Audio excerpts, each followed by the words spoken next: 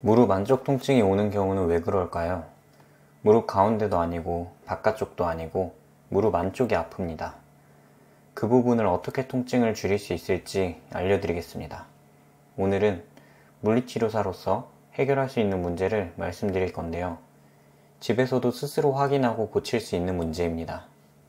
무릎 안쪽의 통증 대부분은 두 가지 중 하나입니다. 첫 번째, 뼈 정렬 문제, 두 번째, 거위발 건염입니다. 어떻게 이 문제를 찾고 고칠 수 있는지 보여드리겠습니다. 여기 보시는 대퇴골이 허벅지 뼈고 경골이 정강이 뼈입니다. 바깥쪽에 작은 비골이 있지만 오늘은 대퇴골과 경골에 대해 이야기할 겁니다. 만약 무릎 안쪽에 통증이 있다면 이 경골, 즉 정강이 뼈가 안쪽으로 조금 밀릴 수 있습니다. 여기서 보시는 것처럼 약간의 이동이 일어납니다. 이렇게 경골이 안쪽으로 이동하면 무릎 안쪽에서 이 뼈 끝부분이 아주 미세하게 튀어나오게 되고 이 부분이 통증을 유발할 수 있습니다. 이 통증은 무릎 앞, 바깥쪽, 위쪽 또는 뒤쪽이 아닌 정확히 무릎 안쪽에서 발생합니다.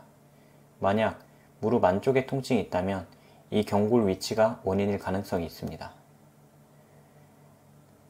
두 번째로 말씀드린 거위발건은 무릎 안쪽에 붙어있는 세 가지 근육을 이어주는 힘줄이 거위발 같아 거위발건이라 부르는데 이 부분에 무릎 안쪽에 세 가지 근육이 마찰을 일으켜 염증이 생기는 것입니다. 첫 번째 근육은 골반에서 시작해 사선으로 내려오는 봉공근이고 두 번째는 허벅지 안쪽에 붙어있는 박근, 마지막으로는 뒤쪽에서 올라오는 햄스트링입니다. 이 근육들이 부착 부위에 마찰을 일으켜 염증이 생깁니다. 정강이 뼈는 위쪽이 튀어나와 있어서 근육들이 이 부분을 지나갈 때 마찰이 생기게 됩니다. 이 문제를 해결하려면 염증을 줄이고 긴장을 완화시키는 마사지를 먼저 해주셔야 합니다. 또 무릎 안쪽으로 들어오는 원인을 파악하고 교정하는 것이 중요합니다. 걷기 자세가 올바르지 않으면 마찰이 증가할 수 있습니다. 주로 외상이나 과도한 무릎 사용으로 발생됩니다. 이제 이 문제들을 어떻게 발견할 수 있는지 알려드리겠습니다. 먼저 뼈의 위치를 찾아서 천천히 촉지해보세요.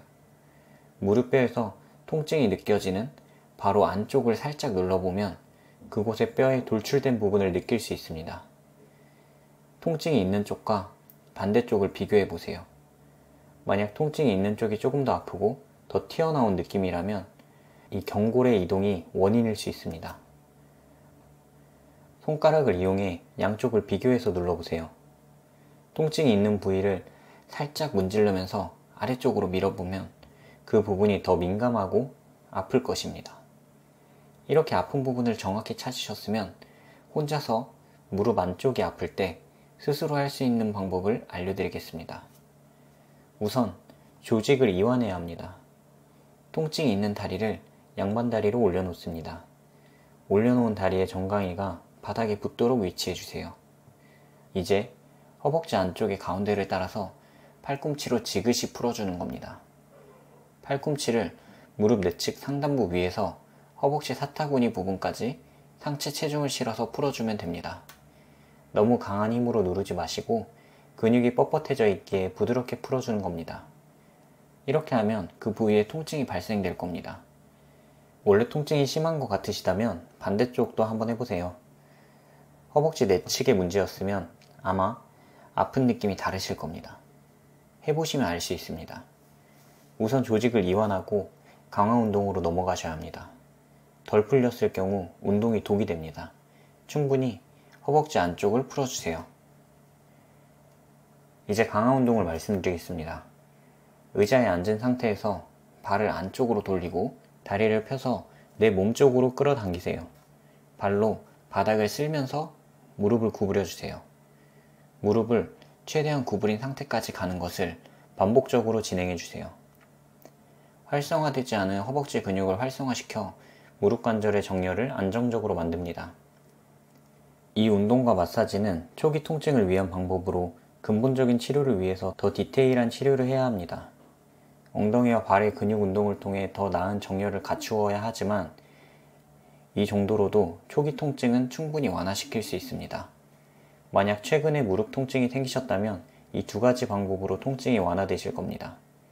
하지만 몇 개월 또는 1년 이상 지속된 통증이라면 몇 개월 이상 해야 할 수도 있습니다. 만약 통증이 지속적으로 호전되지 않는다면 전문가에게 상담을 받는 것이 좋습니다. 반월상 연골판 파열이나 관절염과 같은 다른 문제가 있을 수 있으니까요.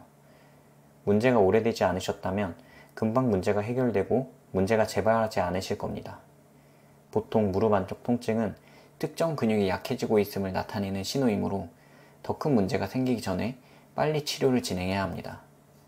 하루에 20-30번 수행하는 것이 좋습니다. 운동 자체는 몇 분 안에 끝날 수 있으며 힘든 운동이 아니기 때문입니다.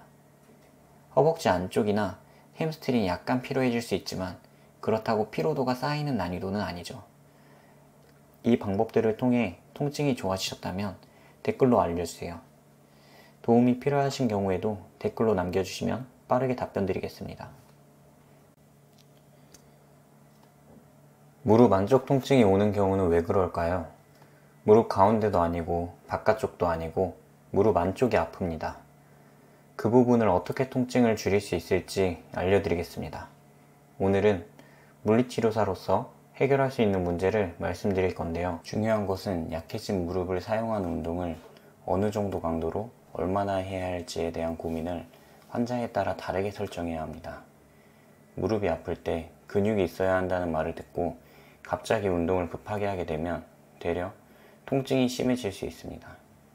근육은 보통 30세에 정점을 찍었다가 점차 줄어들기 시작하는데 평소 운동을 하지 않은 사람은 10년마다 3에서 5%의 근육 감소를 겪게 됩니다. 그러다 보니 운동과는 거리가 먼 삶을 살다가 40대, 50대가 되어 건강관리를 시작하며 운동을 하는 경우가 많죠. 사람의 몸은 노화가 시작되며 몸의 운영체계가 완전히 달라집니다. 나이가 들수록 효율적으로 생존하기 위해 몸의 자원을 최소한으로 쓰려고 합니다. 그러다 보니 회복 과정도 힘들어지게 되죠. 전에 하던 운동에서 강도를 조금만 높여도 금방 손상이 가고 염증이 생기게 됩니다.